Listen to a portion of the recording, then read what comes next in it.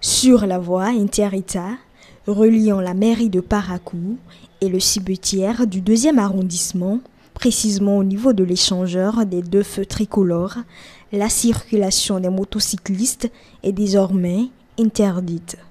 Cette mesure, constatée par une équipe de E-Télé, est en vigueur depuis quelques jours. Il y a les policiers, ils arrêtent les gens à l'entrée du marché et ils ne nous ont pas informés.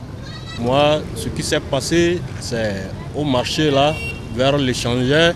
Je voulais prendre un client et ils sont venus enlever ma clé pour dire qu'on ne doit pas prendre des gens là, qu'on ne doit pas descendre les gens là. Actuellement, les policiers sont au niveau du marché pour empêcher les motos de circuler à travers le marché. Pour le moment, c'est la sensibilisation qui continue. Le fait que la police arrête les gens, il faut traîner la moto dans le marché. Moi, je suis d'accord. C'est un marché, ce n'est pas une voie. C'est pour les passants. Donc, ce n'est pas une voie où il faut passer par là avec sa moto. Non, non, non. C'est un marché et un marché, il faut laisser les gens circuler librement et avec une liberté totale. Selon certains usagers, cette mesure permettra de mieux sécuriser le marché et d'éviter les bousculades liées au passage des engins à 2 roues. Oui, vous voyez, la ville est très populaire. Le marché aussi n'a pas trop d'espace. Et les gens vont juste même au niveau des voies. Et la voie ne passe pas. Et l'arrêt anarchique au niveau du marché aussi, ce n'est pas une bonne chose. Et ça cause assez d'accidents au niveau du marché.